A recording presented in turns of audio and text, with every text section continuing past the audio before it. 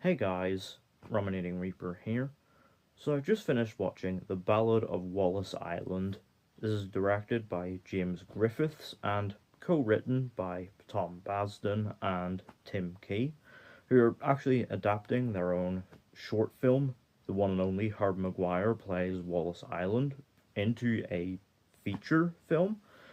And this is one I had been really looking forward to watching, as I had been hearing a lot of great things about the film.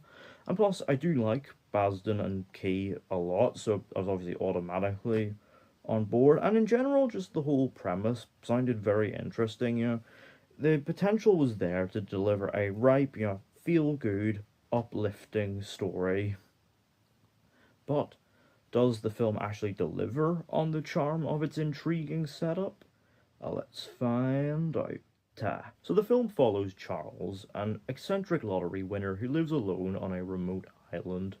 One day he decides to try and make his dreams come true by inviting his favourite musicians, Herb Maguire and Nell Mortimer, to perform a private concert for him.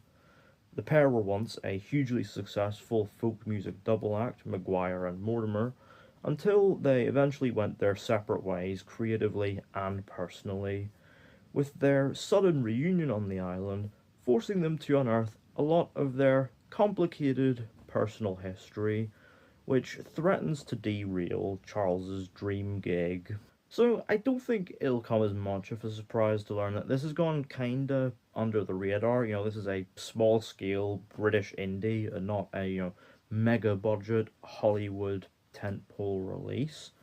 But honestly, I would say it is well worth putting this thing on your radar because it is a brilliant film. I absolutely loved it, and honestly, I'd say it is easily one of my favourites of the year. So it's one of those films that, on the surface, it appears that not a lot actually happens, but you look beneath the surface and it is an incredibly compelling and intimately told, character-driven tale, very much built on the dynamic of its central trio. Obviously, we learn a lot of very interesting stuff. Their sort of unique personal histories, and tragedy and heartbreak in their lives, and obviously, in particularly the case of Herb and Nell, their quite complex shared history. It's all very, very compelling to see unfold, and seeing how it sort of shapes where the characters are now and how they build from that. It's very, very simple, but just so well executed. It helps that the film is just unabashedly sincere and wears its heart on its sleeve.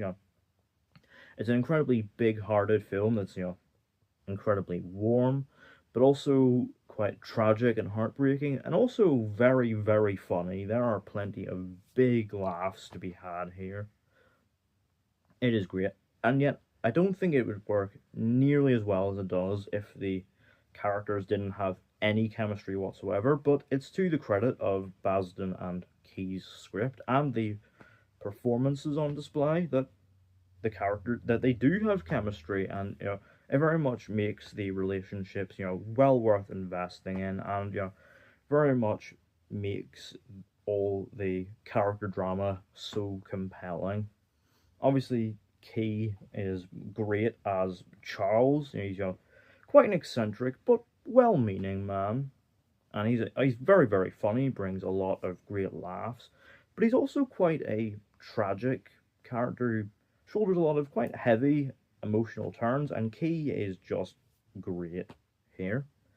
We also have Basden playing Herb, who's a musician who's at a bit of a crossroads in his career, doesn't quite know what direction he wants to take, as he also kind of clings on to the glory days of his past.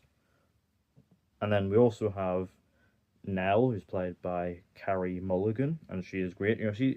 She has very much moved on, but her sudden reunion with her old songwriting partner brings up a lot of complicated memories, and Basden and Mulligan have great chemistry and very much sells their past history all three of them are great in general, to be fair, and really sells the just, genuine, honest emotion of the film.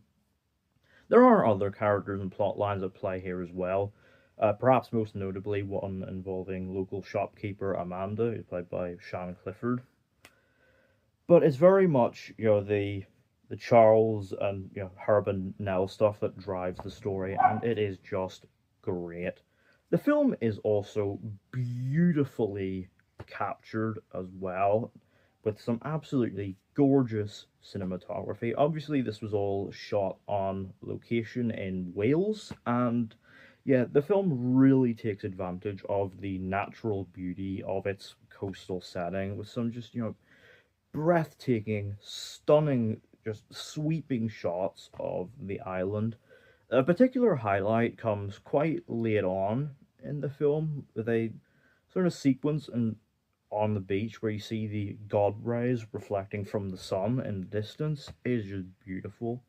There are also some great looking nighttime scenes as well with real clarity and color. It's absolutely gorgeous, and again, considering this is a small scale indie, it is mind boggling how a lot of big budget Hollywood releases have really bad looking nighttime scenes. There is no excuse for it. And of course, there's also a great and very charming, obviously, folk music soundtrack, of the Maguire Mortimer back catalogue. All the songs are written by Basden and performed by him and Mulligan, and they are great. Very, very charming selection of songs that really enhances the emotion and vibes of the setting. And what I really, really appreciated about this is that actually it doesn't just lead into the sort of obvious saccharine, feel-good story beats you'd expect from this kind of film. And actually goes into some quite unexpected directions, some sort of more darker, more adult territory, and I really appreciated that for having the balls to not just do the obvious stuff and actually do something interesting and different. Now, admittedly, at points it feels like it's building to resolution that it then subverts and doesn't arrive. That can feel kind of frustrating, particularly in the sort of Herb and Nell relationship. But it sends these resolutions to other places in the story that you don't expect, and delivers some really warm-hearted and unexpected payoffs, and some really hard-hitting emotional beats. And yeah, it builds to just an absolutely wonderful climax. Just a very intimate send-off on the beach.